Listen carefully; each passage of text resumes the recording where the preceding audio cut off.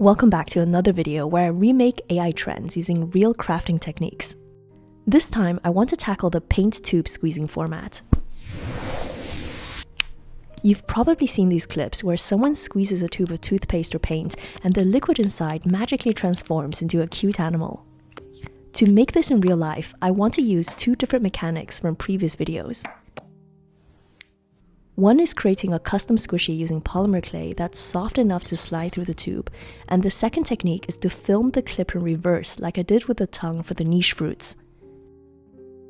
I bought a bunch of empty paint tubes so I can simply cut off the end parts without making a mess. I also got this Colgate Rainbow Fresh toothpaste, which went viral last year for looking really aesthetic. This contains edible hard crystals suspended in pink gel, and I want to see if I can make a tabas squishy that has exactly the same appearance.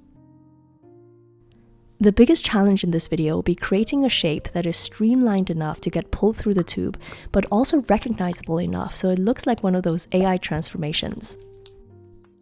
I'm going to start with polymer clay as always.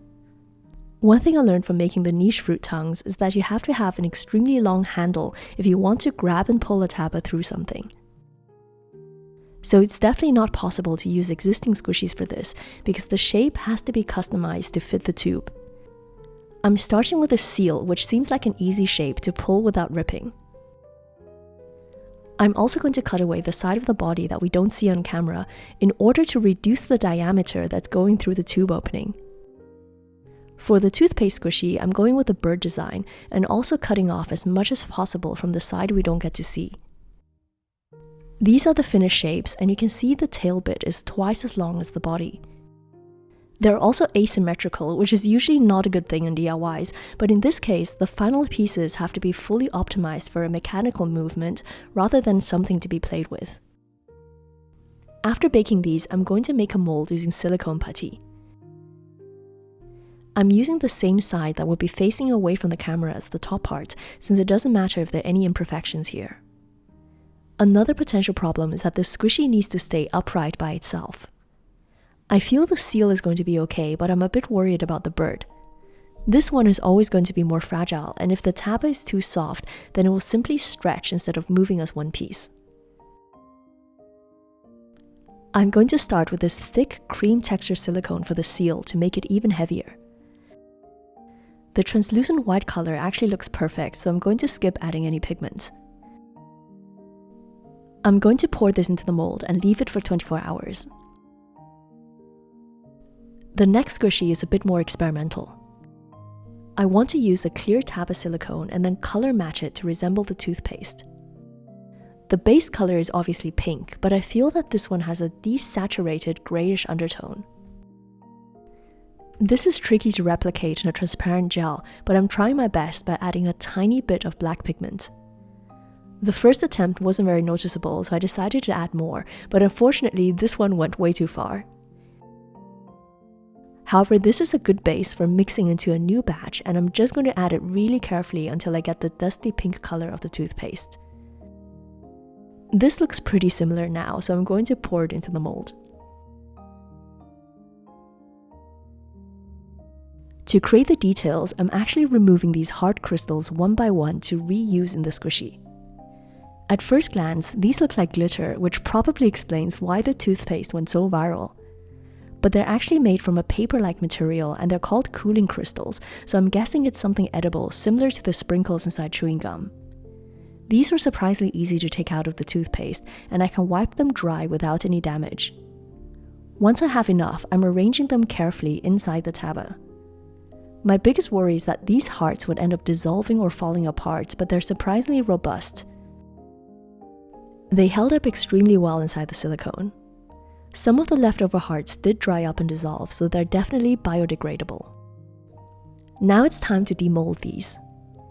I'm going extremely slowly to prevent causing any tiny rips, which might end up getting snagged on the paint tube. Both of these turned out just as I had hoped. To add eyes, I'm going to use acrylic paint mixed with E6000 glue. This is a great way to add small finishing touches to a tabas squishy without having to mix a separate batch of silicone. I only need the tiniest amount here for the nose and eyes. This dries in about 30 minutes, which is also a lot quicker than waiting for black silicone to cure. I have this paint palette, which I think might look nice as a background. But after doing a few test shots, I realized that the paint on here was gouache, which means it flakes off very easily and sticks to the squishy. For that reason, I have to scrap this idea and go with my usual background. In order for the seal to slide inside more easily, I cut open the entire back part of the tube. I also cut off the bottom part so I can get my hands inside to pull the squishy. And this is the final result.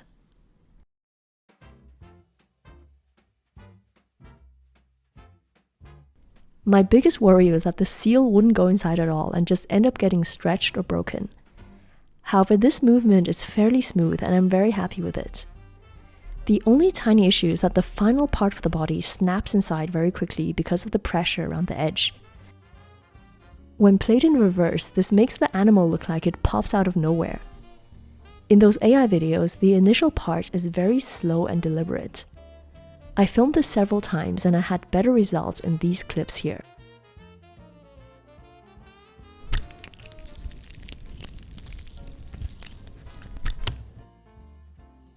Now moving on to the toothpaste.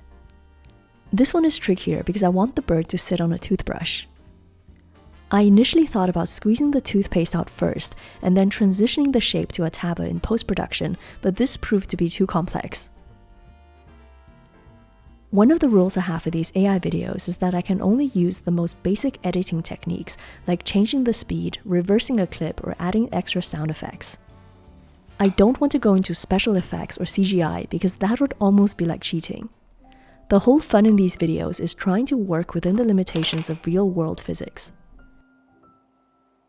To make the ASMR, I simply squish some slime. I noticed the vast majority of these clips have an overly exaggerated noise for something coming out of a tube. So just by adding these sound effects, it already makes it feel more uncanny valley. So here are the final results. The two vertical versions turn out better and I synchronize them with my slime.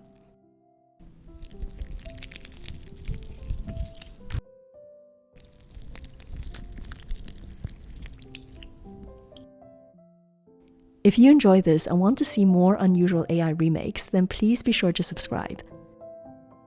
I'm Joanna, thank you so much for watching and I'll see you in the next video. Bye!